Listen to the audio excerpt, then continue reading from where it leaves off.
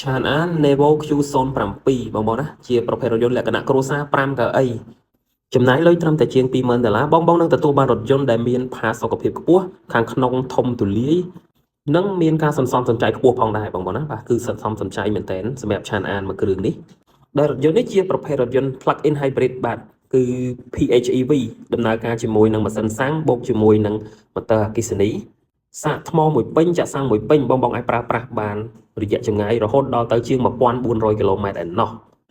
មួយវិញទៀតបើសិនតែបងជាវរថយន្តពីខាងបងទៅបងនឹងទទួលបានការធានារហូតទៅដល់5ឆ្នាំឬក៏150,000គីឡូម៉ែត្រទៅលើបច្ចេកទេសមកពីរោងចក្រចឹងអស់បារម្ភបងណាបាទការធានាយូរអង្វែងអាយុការប្រើប្រាស់យូរអង្វែងចង់ទិញដាច់ក៏បានវាយដូរក៏បានបងរំលោះក៏បានបងណាអត្រាការប្រាក់សមរម្យឯកសារងាយការសិក្សាឆាប់រហ័សទីតាំងឃ្លាំងគឺនៅខាងលិចលោកយាយទេពចម្ងាយជាង2គីឡូម៉ែត្រនៅខាងស្ដាំដៃជិតដល់ផ្សារជ្រៃចឹងបងចង់ទិញដាច់ក៏បានវាយដូរបងរំលោះក៏បានដែរបងណាបាទសម្រាប់ព័ត៌មានបន្ថែមបងអាចធ្វើការទំនាក់ទំនងបងផ្ទាល់បានតាមរយៈលេខទូរស័ព្ទដែលដាក់នៅ caption ខាងលើសូមអរគុណ